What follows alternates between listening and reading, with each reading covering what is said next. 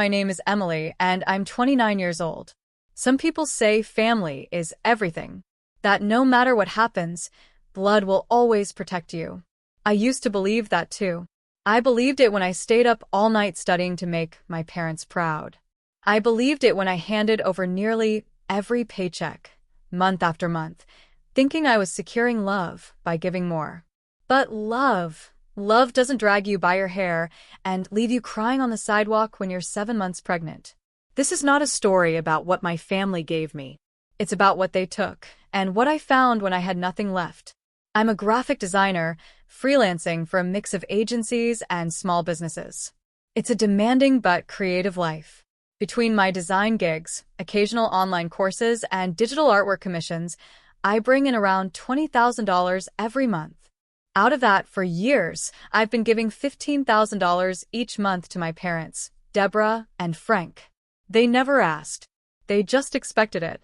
Mortgage, utilities, groceries, their cable and streaming bills, even their fancy spa days and wine of the month subscription, all covered by me. They live in a comfortable 2-story home in a town called Silverbrook, and for a long time, I lived there too. Not because I couldn't afford to leave, but because I thought maybe if I stayed and supported them, they'd eventually love me the way they loved Megan, my younger sister. Megan, the golden one, the perfect child in their eyes. Even when she quit college, even when she never worked a single job, even when she brought drama and shame to the family, my mother still called her my sweet girl, while I, the one footing their bills, was just the serious one, or the helper. I never complained. I just worked harder, took on more projects, skipped vacations, ate cheap meals, and paid for a life I wasn't even allowed to enjoy. I thought maybe, just maybe, if I kept proving I was useful, they'd see me differently. They'd love me too. They never did. And then, one overbooked afternoon during a virtual design workshop, someone entered my life who saw me, really saw me. His name was Jackson, and he was a guest speaker, a marketing strategist from a partner firm. He was calm, confident, and unlike most of the people I worked with, he actually listened. He complimented my color theory choices during a branding exercise, even joked about how good design deserved hazard pay.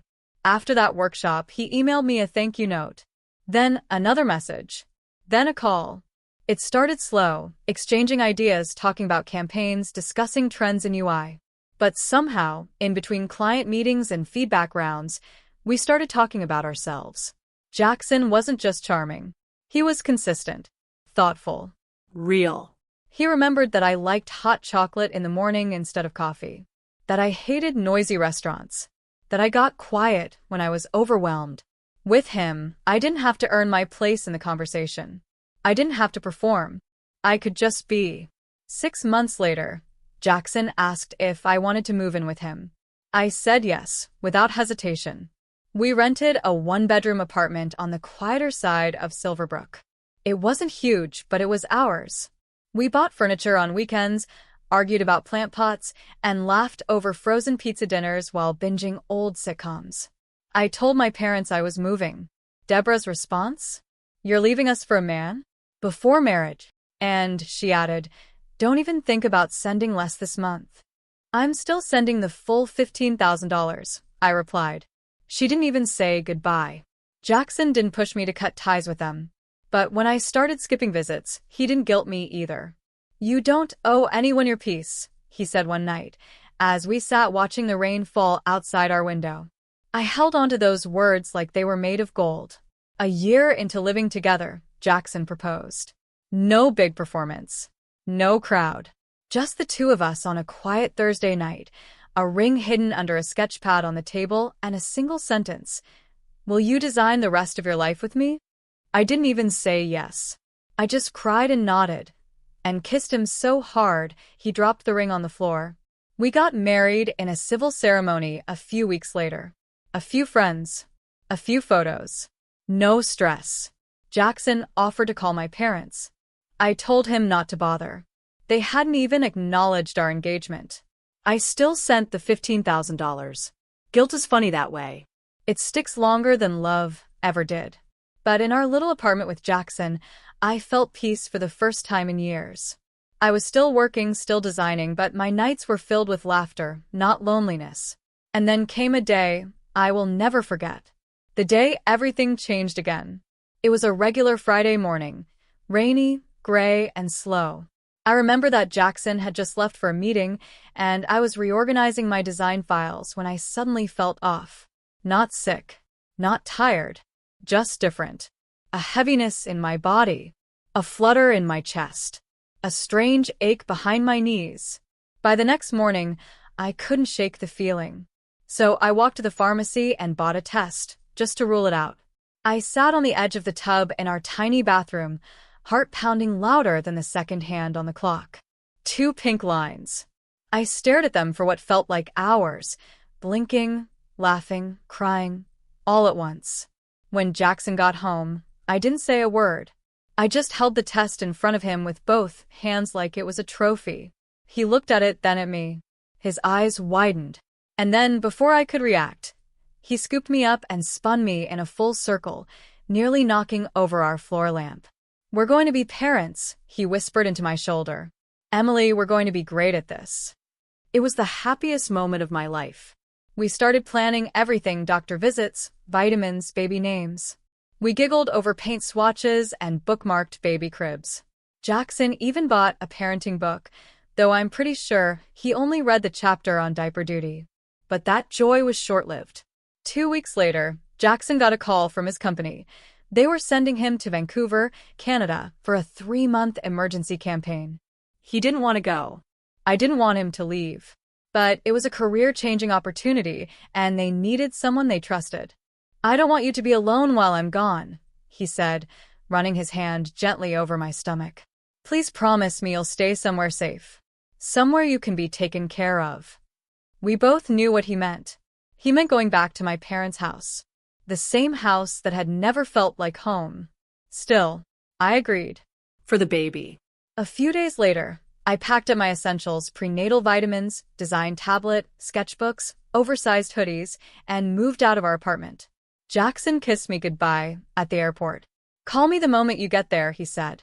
"And if anything feels wrong, anything, promise me you'll tell me." I promised. But deep down, I already knew. Something would feel wrong. Because in that house, something always did. The house in Silverbrook looked the same as it always had: brick exterior, perfectly trimmed lawn, and a welcome mat that lied. When I rang the bell, it was my mother, Deborah, who answered. She looked at me, at my growing belly, at the suitcase in my hand, and blinked like I was an unexpected guest. "Oh," she said flatly. "You came." "Jackson thought I shouldn't be alone," I replied, already feeling a tightness in my chest. She stepped aside wordlessly. No hug. No congratulations. Not even a "how are you?" My father, Frank, gave a nod from the living room, but didn't look away from the TV. Some things never changed. "I'll stay in my old room," I said gently, more as a statement than a question. Deborah crossed her arms. "Megan might be back soon. We're not sure where she'll sleep yet." I frowned. "But Megan's married." She didn't answer, just turned and walked into the kitchen like the conversation was over. The only reason they let me stay was because, calmly and politely, I reminded them that I was still sending $15,000 each month. Her tone shifted instantly. "Well," she said, her voice softening just enough to feel false, "we'll work something out then." I was 2 months pregnant. The plan was simple: stay for a few weeks, maybe a couple of months, just until Jackson came back or until I could manage on my own. But plans rarely go the way we want them to. Because only 3 weeks later, Megan returned. No call. No heads up. Just a whirlwind of perfume, bags, and drama. Her excuse? Her husband was too controlling, and she needed space. Deborah hugged her. Frank smiled faintly. It was as if a celebrity had returned. Megan glanced at me, her eyes flicking down to my stomach, and smirked. "Well, you didn't waste any time, huh?" she said with a snort. I didn't respond. The very next morning, she made an announcement. She claimed she was pregnant too. I didn't believe her, not for a second. There was something off in her voice, something smug in her timing. But Deborah squealed with excitement, clapped her hands, and declared that the house needed to be baby-ready. For Megan, not for me. Suddenly, my room became Megan's room. I was moved to the hallway, my bed reduced to a mattress between cardboard boxes. I voiced my concern, gently, respectfully. Deborah snapped. You're grown. You'll be fine. Megan needs rest right now. Every day, the atmosphere grew thicker, heavier. Megan would criticize me for resting too long. She mocked the way I walked, called me lazy, said I was milking it for attention. Deborah always sided with her. Frank just kept watching TV. Every phone call with Jackson became my only source of relief. I miss you, I'd whisper. I miss you more, he'd say. Just hold on, Emily. I'm coming back early. I've already filed the request. Just a few more weeks, and we'll be in our own home. Our own life. I clung to those words like they were oxygen, because each day in that house felt like I was choking a little more. By the time I reached 7 months in my pregnancy, I was barely sleeping. Not from the usual discomfort of growing a life, but from the emotional exhaustion that came with living in a house that treated me like I was a burden. Megan's supposed pregnancy had become the center of every conversation. Deborah pampered her like a princess, herbal teas, belly pillows, back rubs. Megan lounged around like she was royalty while I tiptoed around my own childhood home, careful not to upset the mood. No one, not once, asked how I was doing. One afternoon, I passed through the living room, hand on my lower back, quietly wincing with each step. Megan glanced at me from the couch, where she was sprawled out watching a reality show. You're waddling like a penguin, she laughed. I didn't say a word. Oh, right, she added, smirking. You think you're the only pregnant one around here. I turned to her calmly and said, because I actually am. She narrowed her eyes, and before I could walk away, Deborah stormed in like she'd been summoned by drama. What exactly are you suggesting? She snapped. I'm not trying to start anything, I replied. I just need space to rest. But space wasn't something they'd ever allowed me. That night, I cried on the phone to Jackson. They make me feel like I don't matter, I whispered. Like I'm in the way. His voice, even through the phone, wrapped around me like a blanket. Just a few more weeks, Emily. Then it'll be us. I already found a realtor. I'll fly home the minute they approve the early release. I placed my hand on my belly. You hear that, baby? Daddy's coming. But life, or fate, didn't wait. The next morning shattered everything. I walked into the living room to find Deborah angrily folding laundry, my maternity clothes, into messy, wrinkled heaps on the coffee table. These were cluttering the closet, she said sharply. They were folded, I said slowly. In my room. Megan strolled in, arms crossed. I needed more space. Mom agreed. I clenched my fists. This is still my house, too. I pay for it. Deborah's head snapped up. You think money makes you important? You think just because you send a check, you're better than us. I give $15,000 every month, I said, my voice shaking. And I'm still treated like I'm in the way. That silence that followed was cold. Megan smirked. Frank didn't move. And then, without warning, Deborah lunged. She grabbed a wooden photo frame from the shelf and swung it hard at my shoulder. It hit me like a brick. I stumbled, crashing against the wall, gasping in pain. Stop. I'm pregnant. I cried, wrapping my arms around my belly. But she didn't stop. She grabbed me by the hair and dragged me across the floor, screaming, You've always acted like you were better than this family. Get out. I begged her, screamed, sobbed.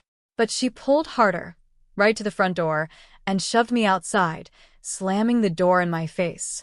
I collapsed on the porch, knees scraped, shoulder bruised, hair tangled, arms cradling the only thing that mattered now, my baby. And then, I heard it. A car door slam, rushed footsteps, a voice. Oh my God, Emily. It was Rachel, our neighbor. She dropped to her knees beside me. I saw what she did. Don't move. I'm taking you to the hospital. Now. She helped me up and into her car. as I sobbed uncontrollably, every part of me aching with fear and rage and heartbreak. The drive to the ER was a blur. But I remember one thing crystal clear. Rachel grabbing my phone, unlocking it with trembling hands, and saying, "I'm calling your husband." Rachel found Jackson's number labeled as "My love" and hit call. She kept one hand on the wheel, the other holding the phone to her ear. "Hi, Jackson. This is Rachel. I'm Emily's neighbor. Listen, she's been attacked." "Yes, her mother. I'm taking her to the ER right now. She's pregnant and she's in pain. Please get here as soon as you can." She paused, nodding along to his panicked response. "Yes. I'll stay with her. I won't leave her alone. Don't worry." The hospital lights blurred as nurses rushed me into the emergency room. I was put in a wheelchair, my body shaking from the adrenaline and shock. A kind nurse took my hand. "You're safe now, sweetheart. We've got you." They wheeled me into an exam room, where a gentle female doctor checked my vitals, ordered an ultrasound, and spoke to me in a voice that never once raised in judgment. Rachel stood by the bed the whole time, her hand on my shoulder, whispering, "You're okay. Just breathe." Time moved slowly, and every beep from the monitor made my chest tighten. Then, finally, the doctor looked up with a soft smile. "His heartbeat is strong. Your baby is okay." I broke down, sobbing in full. Rachel hugged me, her own eyes glossy. "He's strong, just like his mom," she whispered. The doctor documented everything: the bruises on my shoulder, the pulled-out hair strands, the emotional distress. Hospital security got involved immediately. Rachel filed a witness statement, and the hospital legal team was called in to help me start the process of filing a report. Rachel stayed with me the entire night, got me water, tucked the blanket tighter, even called Jackson again to update him. She didn't have to do any of it, but she did. And I'll never forget that kindness. Jackson arrived the following night. He looked like he hadn't slept in 48 hours. Hair a mess, eyes bloodshot, suitcase dragging behind him. The moment he saw me, he dropped everything and rushed to my bedside. "Emily," he whispered, kneeling beside me, taking my hand. "I'm so sorry. I should have never let you go back there." I shook my head. "You didn't know. I didn't know it would get this bad." He swallowed hard. "They could have killed you. They could have hurt him." That's when I said it out loud for the first time. "I want to press charges. I'm done being quiet. I want justice." Jackson didn't even blink. "Good. We'll file everything. You're not alone in this." The next day, with the hospital's legal advocate guiding us, I filed formal charges. Rachel gave her statement willingly. And nearby home security footage, which clearly showed Deborah dragging me by my hair and shoving me out, had already been sent to the police. The doctor's report listed every injury, every bruise, every sign of emotional trauma. When I was released 2 days later, I was given strict orders: no stress, no stairs, and no lifting anything heavier than a pillow. Jackson didn't take me back to my parents' house. He took me to a hotel near the courthouse, safe, quiet, and fully equipped with room service and a soft mattress. That week, we met with a lawyer. The charges were filed against Deborah for felony assault, domestic violence, and assault on a pregnant woman. We also added complicity charges against both Frank and Megan for enabling the abuse.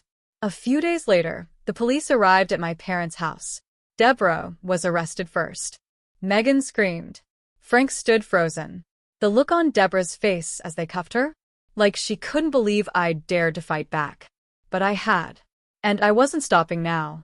The court date came quicker than expected, likely because of the overwhelming evidence and the urgency tied to the assault on a pregnant woman. When Jackson and I walked into the courthouse, I was 8.5 months pregnant. My belly was heavy, but I walked with my head held higher than it ever had been before. Rachel walked in behind us, not just a neighbor now, but a true friend. A quiet strength. My anchor. Deborah, Frank, and Megan were led into the courtroom in cuffs. Deborah's mouth was tight, her eyes sharp and unrepentant. Megan didn't even look up. Frank just looked ashamed. The courtroom was silent as the charges were read. Rachel gave her testimony clearly, calmly, bravely. The doctor's report confirmed everything, from my bruises to the danger they'd placed my unborn child in. Then came the security footage, a shaky camera from across the street, capturing Deborah's furious face, her hand yanking me by the hair, me stumbling, crying, being shoved outside. You could hear her scream, "Get out. This isn't your house." When it was my turn on the stand, I didn't shake. I didn't cry. I looked straight ahead and spoke from the place where the pain used to live, but now held something else: resolve. I gave them everything, I said quietly. Money. Time. Loyalty. I supported them with $15,000 a month. And all I ever wanted was to feel like a daughter. Instead, they threw me out like I was trash, while I was carrying their grandchild. The room stayed silent. Even the judge's expression softened. The verdict didn't take long. Deborah, sentenced to 5 years in state prison for felony assault and domestic violence, with no chance of early parole due to the severity of the act against a pregnant woman. Megan, 2 years in county jail for complicity and providing a false pregnancy report to manipulate the court. Frank, 18 months in jail and a $20,000 financial penalty for failing to intervene and enabling the abuse under the same roof. When they were escorted out, Deborah turned to scream at me one last time. "You ungrateful." The officer tightened her cuffs. Megan cried. Frank just lowered his head. But I didn't feel angry. I felt free. Less than 2 weeks later, on a cold December morning, I felt the first contraction. Jackson rushed me to the hospital, the same hospital, but this time for joy, not trauma. The nurses who remembered me smiled wide, treating me like family. The delivery was long, painful, and emotional, but at 2:12 p.m., I heard the cry I'd been waiting for. A strong, beautiful baby boy. We named him Eli. Jackson held him first, tears on his face, before gently placing him on my chest. "He looks just like you," he whispered. As I looked at Eli's tiny hand gripping my finger, I felt something I had never felt in all those years under my parents' roof. Safe. Jackson didn't take us back to that house. He had already arranged everything. A new apartment in a peaceful part of Silverbrook. Sunlight spilled across the nursery floor every morning. The walls were painted soft gray, and the rocking chair sat by a window that opened to birdsong. Rachel came to visit a week later with homemade soup, a stack of baby socks, and a long hug. We didn't talk about the trial. We just smiled, because we were all looking forward. If this story touched your heart, please like the video. Share your thoughts in the comments below. We'd love to hear from you. And don't forget to subscribe for more powerful stories every week. Thank you for watching. Stay strong and stay true.